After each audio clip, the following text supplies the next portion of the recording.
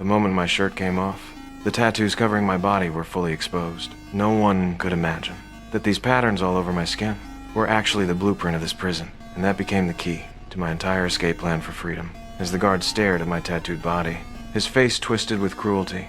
I had just arrived and already got beaten hard to make an example. A prisoner was left lying in a pool of blood, but the others cheered like wild animals. I stood frozen, staring in disbelief. My mind went blank. Welcome to Prisonland, fish.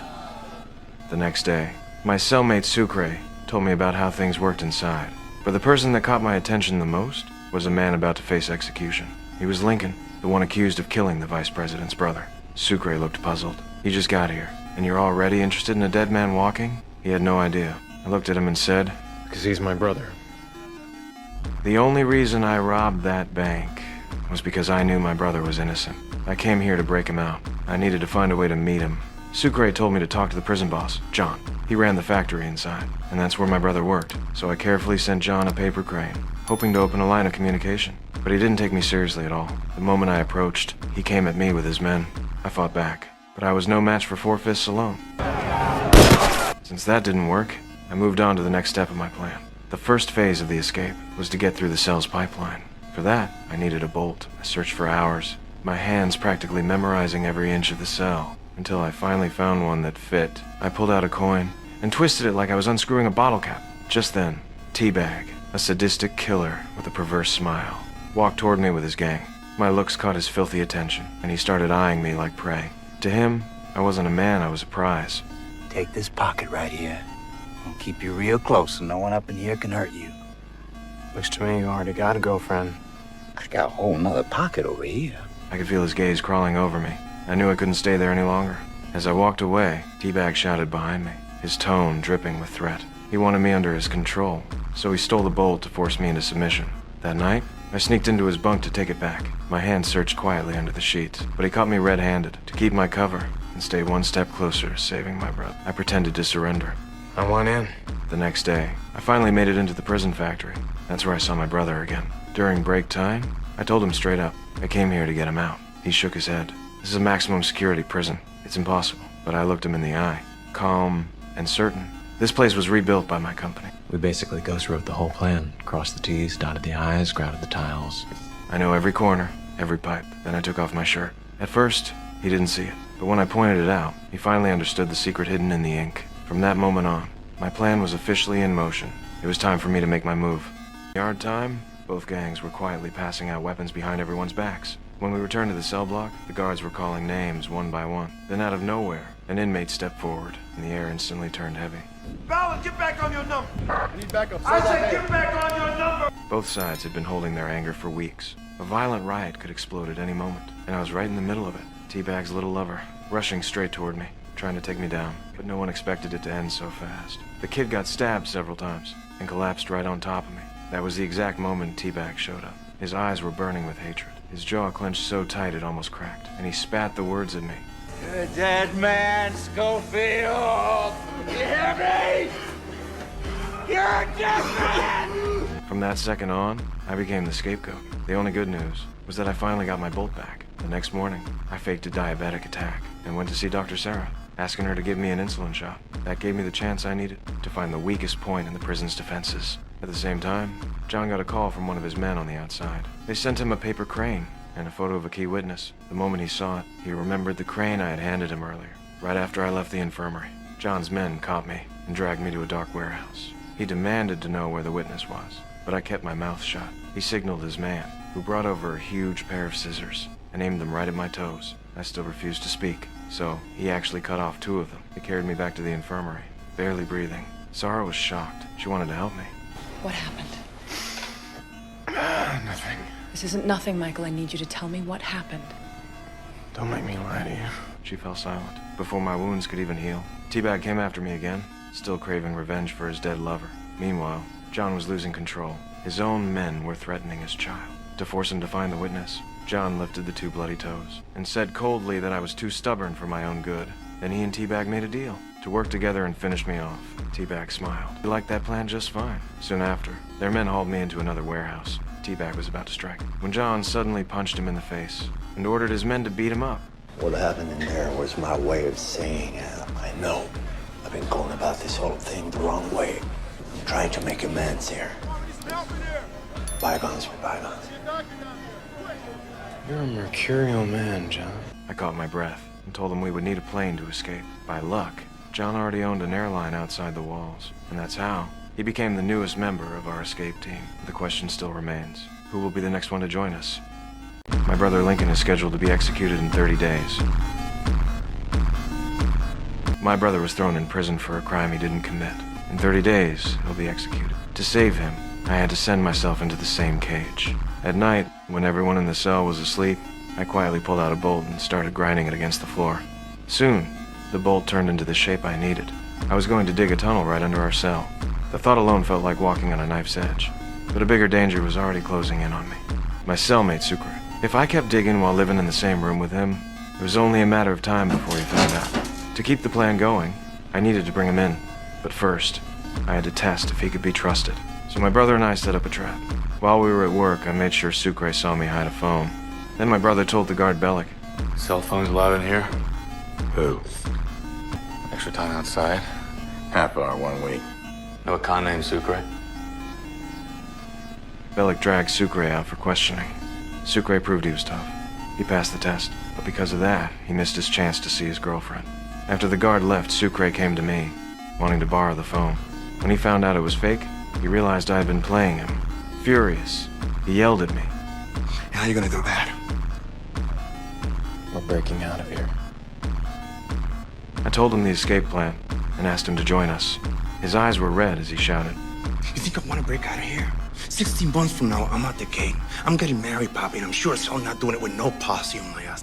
You dig in my cell while I'm there, and I'm gonna split your wig. ¿Me estás entendiendo? I didn't know what to say.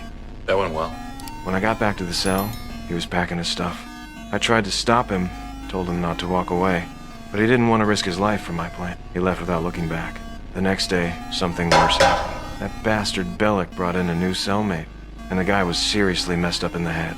If he found my secret, everything would collapse. So I waited for him to fall asleep before I moved. Late that night, just as I reached for the bolt, I felt a chill on my neck. He wasn't asleep. He was staring straight at me. What's your problem? I got a neuroanatomic lesion affecting my reticular activating system. What does that mean? It means I don't sleep at all. At that moment, my blood ran cold. All I could think was, it's over. But later, I realized something even crazier. This guy wasn't just insane. He remembered things better than I remembered the escape map. His brain worked faster than my hands grinding that bolt. A real genius psycho. That night, when I went to take a shower, he suddenly appeared behind me, pointing at my tattoos and saying, The pattern. What did you say? Your tattoo, it's a pattern. You're seeing things. I froze for a second, then ran for my life. But that wasn't the end. In the middle of the night, I woke up to someone tugging at my clothes. He was at it again. Couldn't get enough of studying my tattoos, even in the dark. The next morning, I saw something that made my scalp go numb. He had drawn every single one of my tattoos in his notebook. When I rushed back to the cell, my heart sank. He was piecing them together, trying to decode the entire thing. This man was too dangerous to keep around. I slammed on the door like a madman, begging the guards to move him out. Finally, my plan worked. Meanwhile, Sucre was losing it. His girlfriend wasn't answering his calls. When he heard there was a visitor, he thought it was her. But it turned out to be his cousin, his rival. She's with me now. Sucre cursed in his mother tongue, then completely lost it. He grabbed me and said he was joining the escape. You see these hands? The digging machine. And just like that, we became cellmates again. Now the question is, what kind of sparks will fly when we work together this time? Sucre moved like a shadow. He carefully lifted the mirror, signaling that everything outside was clear. I quickly measured the depth with a piece of paper. Perfect fit. I turned to Sucre and told him to make some noise. He started singing right away. His voice was painfully off-key, but it worked like magic. The whole prison stirred in chaos within seconds. Taking my chance, I kicked open the gate to freedom. Our escape plan had finally taken a real step forward, but the moment didn't last. Guards stormed down the corridor. The shouting inmates fell silent in an instant. I ducked into the catwalk, following the tattooed map etched into my skin. Elsewhere, the warden was being blackmailed for something he did years ago. The next day when I returned to my cell, the warden was already sitting there waiting for me. My heart sank. Worse yet, Water was still dripping from the tunnel I had carved the night before. Thankfully, he didn't notice. Then he gave me even worse news. You're being transferred. What? We're moving you over to Statesville. I froze on the spot. I had no choice but to tell the truth. The man scheduled to be executed in 2 weeks was my brother. I came here to spend his final days with him. I begged the warden not to transfer me, but he was powerless too. I'm not the one behind the transfer. You're up against much bigger fish than me. I'll arrange for you to say goodbye. You ship out tomorrow. At lunch, I went to find D.B. Cooper to see if he had a way to keep me inside. Cooper smiled and said he was an expert. He'd been through this kind of thing before. Every time a guard tried to separate him from his cat, he always found a way to stop it. He told me to file a motion with the court, saying my rights were being violated. Once it was filed, the court had to take it up. Just the review process could drag on for a month, and by that time, I'd already be long gone. I filed the papers immediately.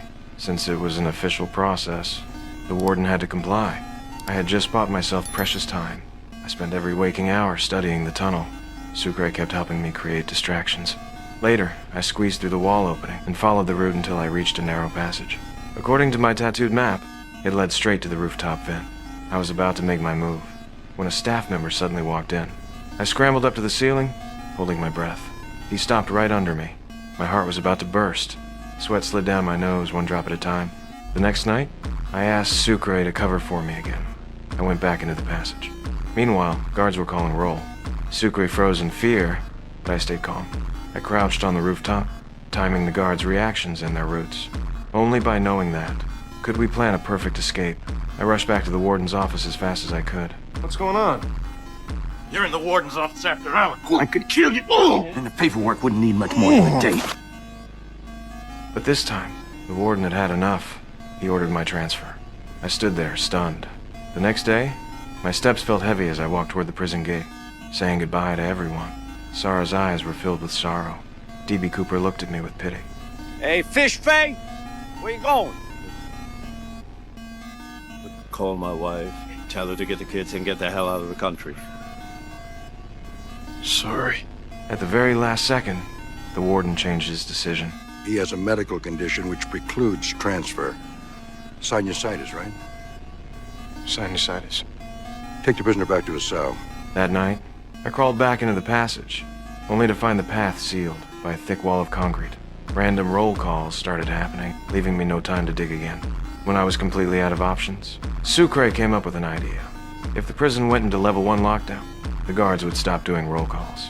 We'd finally have enough time to break through. I crawled through the pipes into the main facility, found the air conditioning room, and cut the power lines. In that suffocating summer heat, everyone was losing their minds. Teabag was the first to snap. It ain't that hot. Not that hot! When this guy woke up this morning, he was white! The guard splashed water on his face, trying to calm him down, but it only made things worse. The prisoners exploded in anger. They shouted that they would never go back to their cells. With no air conditioning, everyone joined the riot. Seeing the chaos spread, the guards finally announced that the prison was entering level 1 lockdown. And just like that, our plan took another step forward toward freedom. We threw the wall smoothly. I cut off the power line. The heat made the inmates restless. The guards panicked when they saw the chaos. They rushed out in fear and forgot to lock the prisoners back in their cells. Bellick was furious. He wanted to teach them a lesson, but Teabag mocked him, saying only people who couldn't become real cops ended up as prison guards. Bellick's face turned red. He clenched his teeth and fired back. I read your psych records about how your daddy raped his mongoloid sister, and then 9 months later, little Teddy pops out. That line set Teabag off completely. He burned with rage and led a group of inmates to shake the cell doors like madmen. Within minutes, the screws on the door started to loosen. The prisoners swarmed out. Teabag rushed to the control panel, unlocked every single cell. In the chaos, a keyring fell to the floor, and he picked it up like it was treasure. Bellick realized things were spiraling out of control. He pulled out his gun, about to rush out. How many rounds you think you're gonna get off before they get their hands on you? Bellick swallowed his anger and immediately called his superiors for backup. Meanwhile, we were in the passageway, assembling a makeshift projector. Once the blueprint was loaded, I handed cineK the drill, told him to start digging along the marked line. But we didn't know. The curtain covering the hole in our cell had been torn open during the chaos. We could be exposed any second. On the other side, the guards were being overpowered by inmates. The whole place was in complete turmoil. Teabag caught a terrified guard. The poor guy ran straight into my cell. Teabag kicked him aside, and the hole I had dug was exposed. They're breaking out. They're breaking.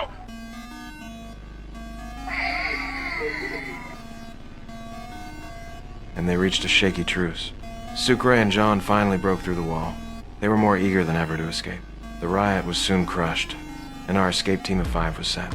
Me, Lincoln, Sucre, John, and the not-so-trustworthy Teabag. But our biggest problem now was that Lincoln was locked in solitary. We needed another tunnel to reach him. I set my eyes on a storage room. Its floor connected to our tunnel underground. If my brother could get in there, we could meet up below. John suggested starting a fire. That way the guards would send people to clean up, and we could get inside legally. We gathered the tools, ready to put the plan into action. But the moment we opened the storage room door, we were staring down the barrel of a guard's gun.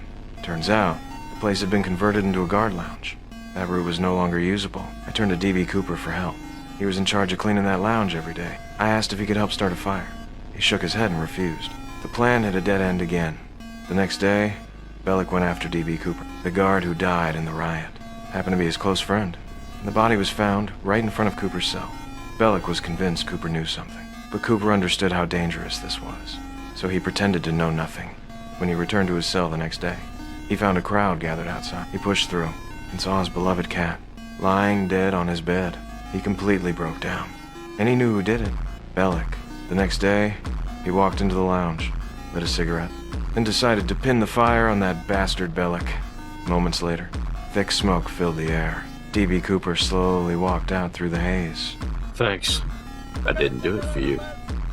The guards arrived and found the cause of the fire. Just a single cigarette butt. Bilson's? Bellick, Then one of Teabag's boys ran to snitch, claiming he knew who killed that guard. Bellick rushed to investigate. He stormed into a cell and found a photo of the dead guard's daughter under a bunk, with both evidence and witness in hand. Set me up. Bad enough you killed a guard. Don't try to lay it off on somebody else now.